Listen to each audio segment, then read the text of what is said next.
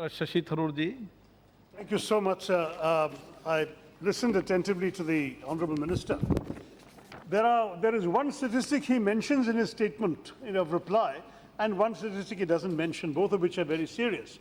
The first is that study by the Skills India report shows that only 57% of our engineering graduates are employable. There is another picture, sir, which is not mentioned, which is that in detailed studies done by multiple people, including the organization I have the privilege to head, the All India Professionals Congress, which did a study of 10,000 engineers. Sir, 60% of our country's engineering graduates end up in jobs that do not even require an engineering degree, because there is such a major mismatch between what is taught in the majority of our engineering colleges and what the marketplace wants. Employers come back and say these people are not qualified to work for us. Even big companies like Tata's and TCS and Infosys have set up campuses in which they are re-educating children that they've already hired, not on-the-job training, just teaching them what they should have learned in college.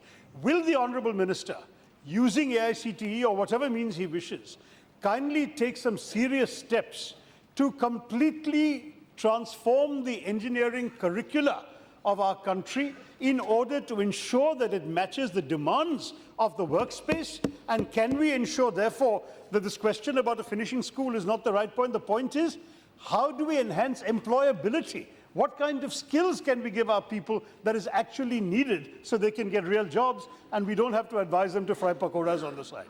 Thank you, sir. श्रीमान शशि थरूर जी ने बहुत ही महत्वपूर्ण सवाल उठाया है और निश्चित जो उनकी चिंता है वही मंत्रालय की भी चिंता है श्रीमान।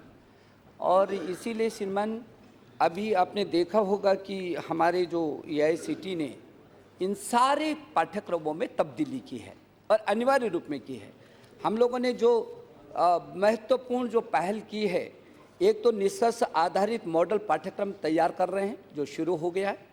पाठ्यक्रम के भाग के अनुरूप अनिवार्य इंटर्नशिप कर रहे हैं, अनिवार्य रूप में उन उद्योगों के साथ समन्वय करेगा। ये जो भावी योजना तैयार करके इसके साथ 10-15 ऐसे बिंदु बनाए हैं जिसकी वर्तमान में ज़रूरत है। जो 10 साल 20 साल से पढ़ाया जा रहा था, आज उसकी ज़रूरत नहीं है। श्रीमान शिक्षकों के कौशल में भी हम विकसित कर रहे हैं कि अत्याधुनिक तरीके से पूरी दुनिया के साथ समन्वय करके आज हम कहाँ भाग रहे हैं।